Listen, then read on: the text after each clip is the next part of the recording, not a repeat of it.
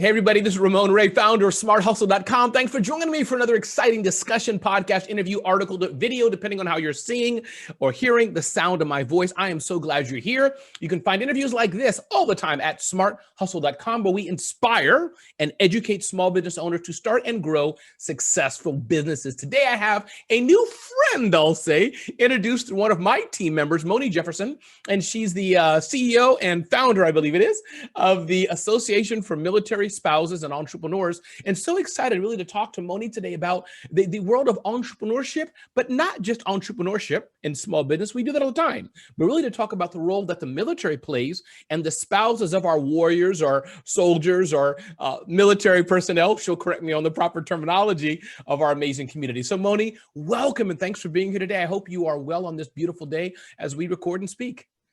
Absolutely. I'm so excited to be here. Thank you so much for having me. This is going to be quite the topic. I'm really excited to share more about our military spouse lifestyle and how entrepreneurship is just at the core of, what I'm doing right now. Absolutely. And I have to ask, tell us a little bit about yourself and what you're doing right now. I mean, your office is so baller. It's so amazing. Is that just like this because, we're on a Smart Hustle podcast and when we're done, you're going to hit like a little button and it'll all crumble? Tell us about who you are and what you do. Yeah, so I actually am in New Jersey. I'm a military spouse. We've been active duty for 19 years. We are Air Force family. Okay. Yeah, I've been married 23 years. I have 3 kids who keep me so busy, and they're only in school part-time still. So I'm just like, I need COVID to go away. I got you for sure. And I've been married 26 years and I have 2 kids. Oh, wow. Continue on. Hey. It's hard to find people who are young like us who've been married longer. It is indeed. Roy and I are usually the youngest, and they'll say, how old were you when you got married? 8? I feel that's exactly the jokes we get. Exactly. For me, they say 12. But continue on. Something like that. You're a mom, you have a family, you and your husband are in the, did you say the branch that they're in already? Air Force. Air Force, okay. Air Force. Okay, good. And then where does the entrepreneur part of you come in? Who do you serve and how do you serve them? Tell us about your business. Absolutely. So before I get to how I served, I had to go through trying to figure out how to build a career as a military spouse. So military families move every 2 to 3 years. They get orders that are called PCS, which is permanent change of station, and your military member gets orders to move. And that means the entire family has to uproot and move. Kids have to start a new school, spouses have to start a new career, and you have to start all over everywhere you go. So one of the things that I noticed, especially when I was a stay-at-home mom for 11 years and I had to go back into the workforce. I have a degree in public relations and communications. And one of the things I noticed was that it was really hard to actually get a job because there's so many gaps in the resume. And that was a question that kept coming up and it was really discouraging. And so I started to dabble into, at the time, I didn't even know entrepreneurship was a word or entrepreneur was a word. I just was like, I'm going to start a business for myself. And I didn't really know what that looked like. And so I started to kind of dabble into writing and starting a blog and writing for organizations. And then I launched my PR and social media agency, which is how I kind of dove into this whole small business as a military spouse. And then I started to see this is a problem. This is a solution to a problem that's not being solved. So in my own small way, I just built a community for us to get together, answer questions, network, refer clients to each other, and just get the support that we were not getting from other organizations or other people, because they don't understand our journey. Other entrepreneurs are like, oh yeah, they have their niche communities too, because they've lived in the same city for years and they've networked with the same people. So as a spouse, our community lives on social media. Got it. So is that one of the biggest challenges? We'll just start right there. Is that one of the biggest challenges? I'm sure there's so many. Well, the other one I can think of is separation, especially in wartime. I'm guessing. I'm just not asking for secrets here. I'm just stating the obvious. My wife is she's not, meaning metaphorically, my wife is in the Army and they're told, hey, Ramon, your wife is going to Iraq to deal with insurgents. So, and I'm sure there's other things too, but meaning, are those the two things, they moving frequently that I don't go through? And then 2, in time of war, it could be a dangerous situation, like a police officer. Is that a second big need, or the other things? Why don't you tell us? Those are deployments, and then our spouses also have to train. So they have to do trainings where they're gone for 2 weeks at a time, and then they're home for 2 weeks, and then they're gone for 6 months, or they're on TDYs, which is temporary duty assignments, where they need you like in Japan and you're living in California, or, you know, I'm living here in New Jersey and my spouse may need to go to, you know, Dubai or to, you know, Iraq to do something. So there's the PCSing, which is moving, there's the deployments and the trainings that, you know, kind of take a toll on the family. And I know as a military spouse, I was also a military kid, so which was totally a lot more funner as a military kid. But as a spouse, there are so many different things that you don't realize you have to navigate as a spouse. So, you know, one of the mental health and wellness is a huge part of it. And I think entrepreneurship and freelance work helps with the mental health and wellness, because military spouses are about 24% underemployed. Before COVID, we're the highest unemployment rate in the country. That's before COVID. Now with COVID, we're interested to see what those numbers look like. With the spouses being unemployed and their spouse being gone, there's a lot of mental health and wellness that goes into it, because they're serving, they're taking care of their family, the home front, and then you have the spouse who may have an education, who may want to work outside the home, and sometimes they have to financially work outside the home because they need most families need 2 incomes nowadays, whether you're military or not, and that causes a lot of emotional instability, insecurity as well, and lack of confidence. So what we're finding with spouses that start a business, if they call it a side hustle or entrepreneurship or small business, is that their confidence level goes up, they're making money, and they have something to look forward to. So they're not just, you know, their spouse is deployed in their home taking care of their kids, which is great, but it also adds that they're using their skill set or their education to work in a field that they desire. So that's why entrepreneurship and freelance work is so important. It reduces divorce rates because now the spouse has something of her own. It reduces anxiety and depression, and, you know, it increases the economic stability of the military family. Yeah. One thing I do want to talk about is economic stability, and educate me here. This may be an ignorant question. I don't even know how to ask it, but I get in civilian life, you know, whether you need 1 or 2 income, everybody wants to move up and get a better house, a better car, get out of debt. But so in the military, it's not like, you know, Colonel so-and-so or Private so-and-so, everything's all paid for and the government just free food, free housing, everybody gets 2 cars, and, you know, you have just a debit card where you can shop unlimited steak. It's not, it sounds ignorant, but it's not like that. You know, you're on a base, the housing's free. You know what? I'll take that pool instead. It's not like that. It's not like that at all. Like so you get your base pay, you get BAQ and BAH. And so BAQ, and I might get this wrong, BAH is for housing. You get a housing allowance depending on where you live. And it's usually the lowest amount. Not that it's a bad thing, but it's usually the lowest amount. And then you get BAQ, I think it is, where it's money for food and things like that.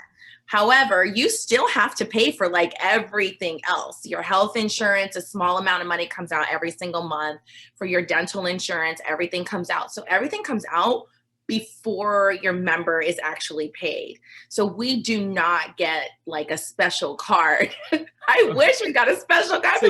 So you still have to. You're getting, so the civilian family that's making $100,000 a year, your spouse could be making 100,000, 60, whatever it is per year. Then still, just like me, I need to get a car. You have to budget and say, okay, we have this amount. How do we get our car? Or whatever else you want. It's same. Got it.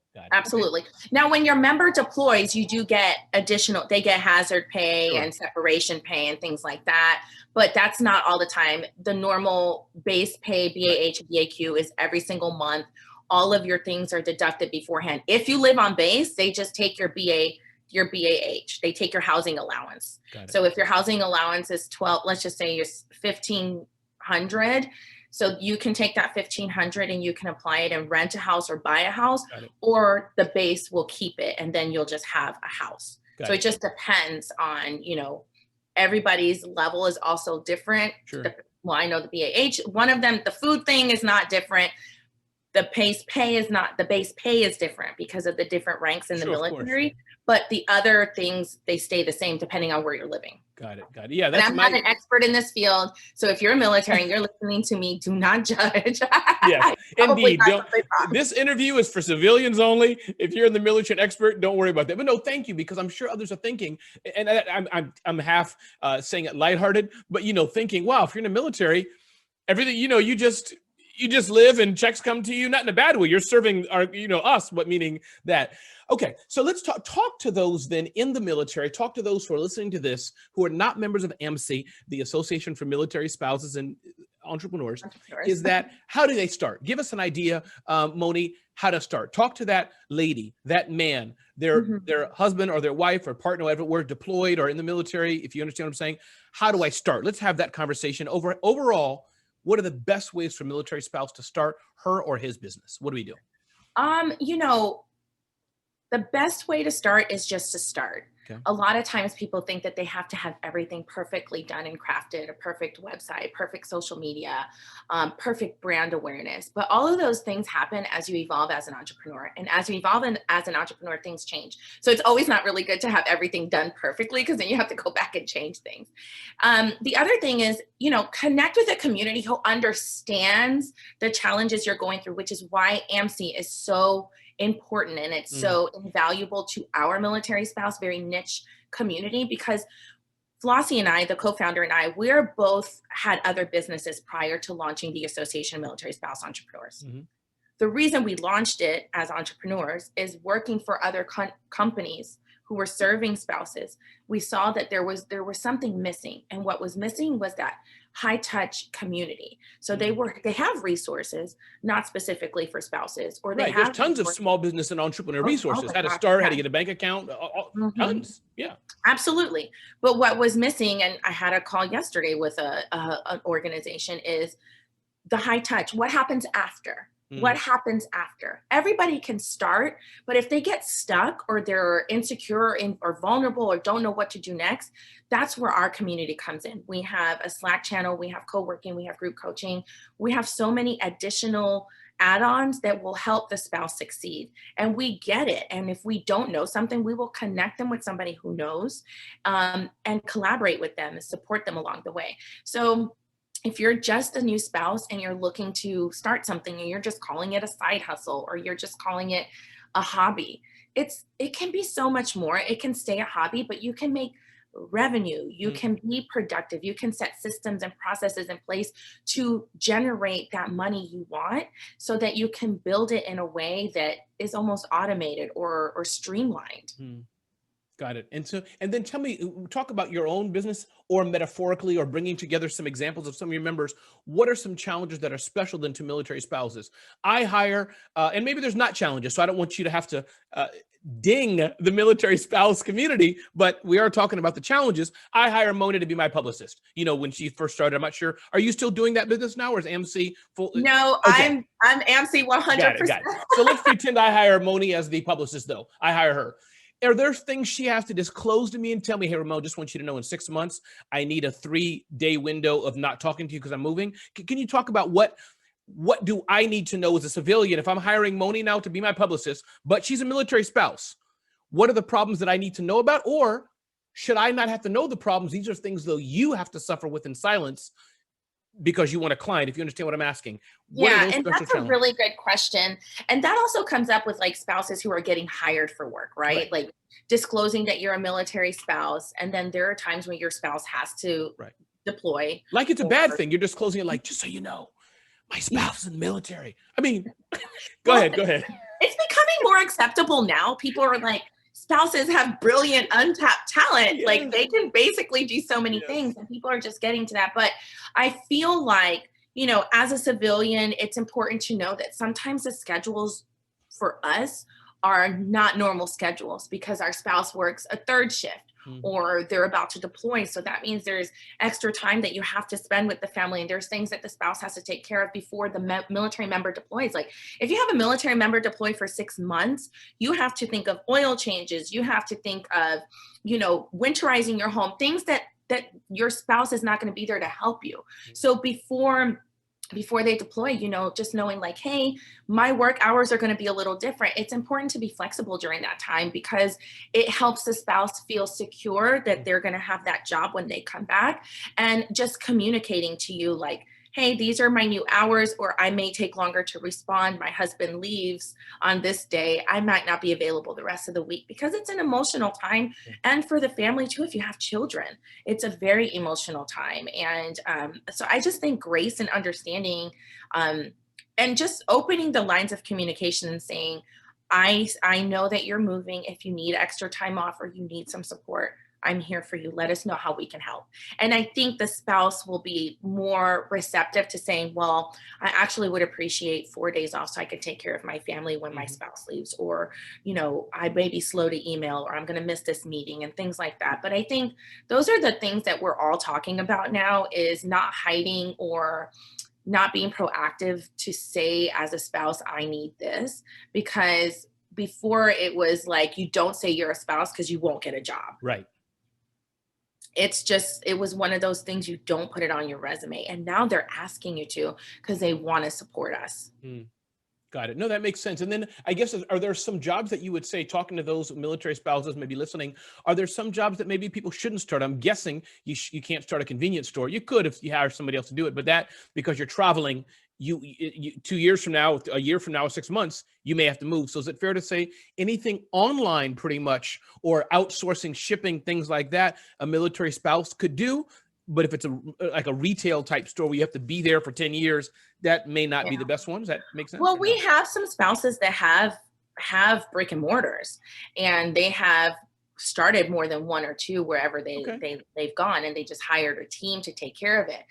But most of the spouses are solopreneurs. They are doing things that are online that they can move with them, and all they need is Wi-Fi and a laptop. Right. So, I mean, I would say 95% of our spouses, that's the type of business. They're writers, they're they're writers, they're PR, social media consultants. They are, doing some of them even make wine. We have a spouse that makes wine. So she has, they do all kinds of things in different fields, which is amazing to see. But we do have some that do have brick and mortars. We don't see it often, right? But it does exist. If you have a military spouse that is a brick and mortar and they've been in business for 10 years or more, you need to give them an award like right now. You need to FedEx or UPS them, because that means they've moved, they've been around. That means they've had to manage a team.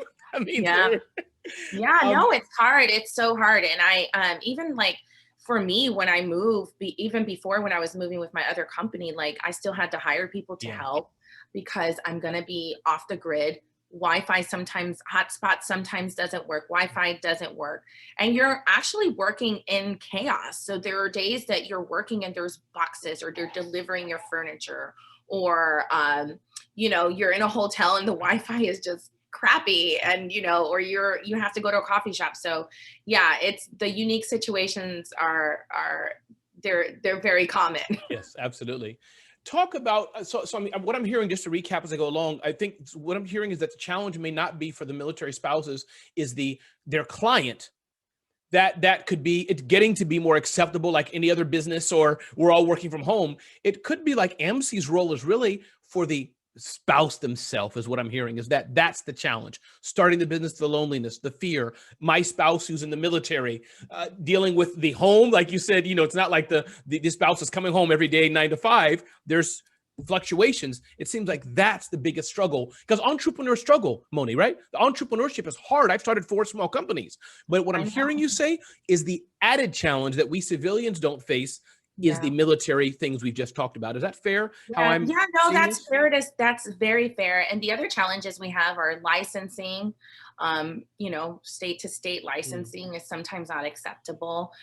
Sometimes you can't practice your business on base. If you move overseas and you have a business, there's SOFA laws. So there are a lot of challenges. What kind of laws is that? SOFA? SOFA. I don't know what it actually means. But meaning in the country you're at, they may have laws against Americans running businesses, something like that. Running businesses over another country. So there's a lot of challenges that spouses, in addition to the emotional challenges that we spoke about, Got it. there are those barriers as well. And so, one of our goals here at AMSE is advocacy. So one of our core values on top of collaboration is advocacy.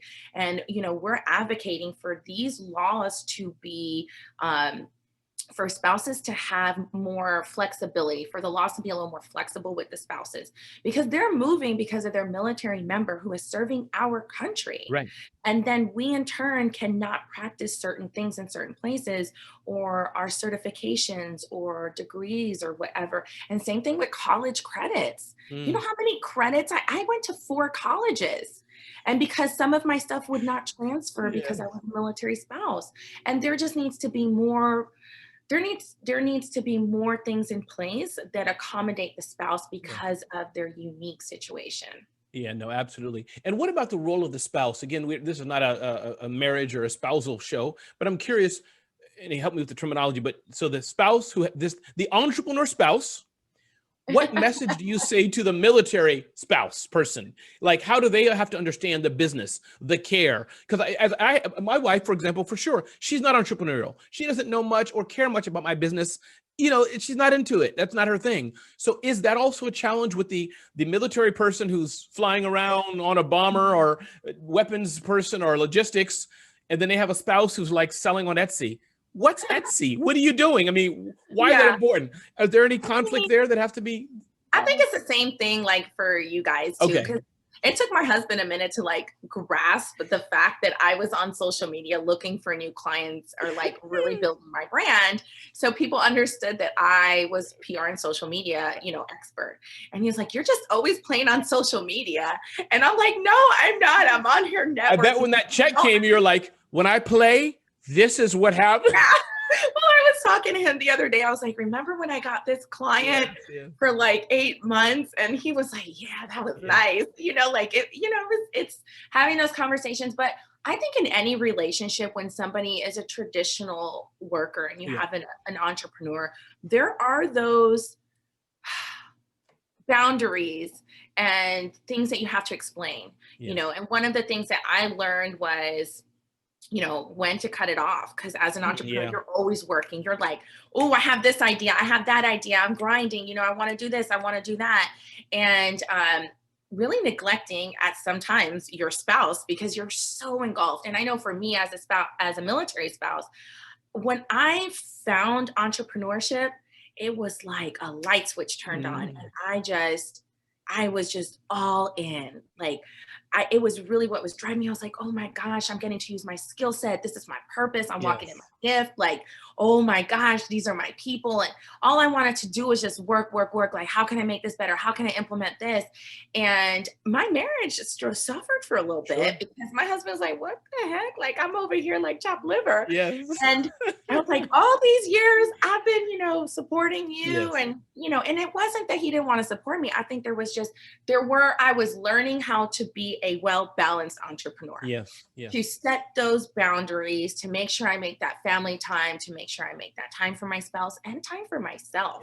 Because, we will work. Yes. Oh. We will burn it from both ends. Because we love it. So it's not, we can, so it seems to me, well-balanced mom, well-balanced wife, well-balanced entrepreneur, well-balanced military spouse, and or if it's a dude, well-balanced dad, well-balanced husband. So it goes. And I wanted to ask this earlier, but you talked about orders. So, again, pardon the metaphorical, I'm a civilian here, General so-and-so says the Jefferson family has to move. So your husband, Moni, can't say, "You know what? Nah, this year's not good for us. We'll do 2 years from now, or, "You know what? I was thinking Japan. No. How about Texas? Because that's closer to Moni's aunt." There's no play there. It is ordered. No, so the active duty military member has a dream sheet. I don't know like the technical name for it, but we call it a dream sheet here at this house. And they will put where they want to go, places they would like to go and live. Got it. And it has like 2 or 3 categories. So it has like hot, like this is where I definitely want to be, secondary, and the last tradition, the last place you'd like to live. So they pull from that. However, you don't always get your dream sheet because it also depends on your rank, and it depends on what your MOS is, which is what you do in the military.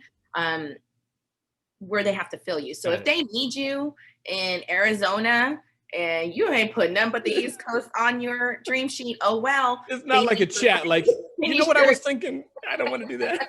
No. And so for sure, then what the variables I'm understanding are for military spouses. A, training is for sure.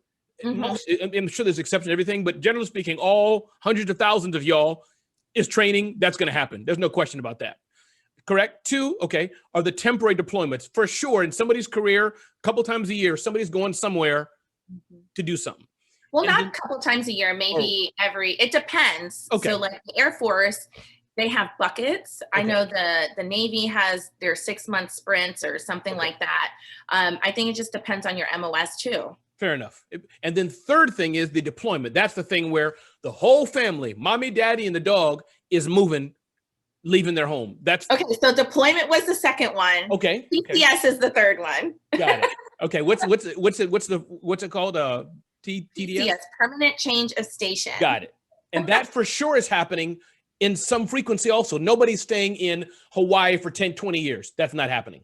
I mean, or it could happen maybe, but most people are moving, put it that way. I mean, I've heard some stories where people have stayed at some bases for like 6 years. I'm like, what? Right. But meaning most people are going to be expected to do the permanent change of station several times in their career. Most people. That's what I'm trying to. Absolutely. It's the common. Got it.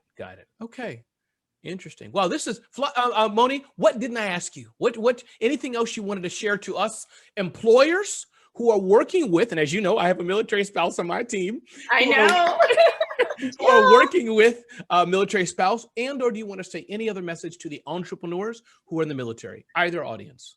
I would say, for those that maybe haven't hired a military spouse yet, military spouses carry a wealth of knowledge and experience because they've had to work in all kinds of crazy different industries that don't necessarily have to do with their degree, but they're also, they know how to pivot. They learn new skills very quickly.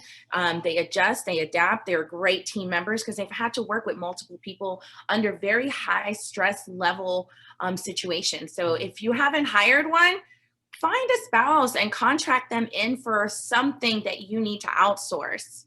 That's what I would say to the civilian world. If you're a military spouse listening, listen, we have a whole tribe for you. Join us at AMSE. We have high touch master classes, group coaching. We have co-working.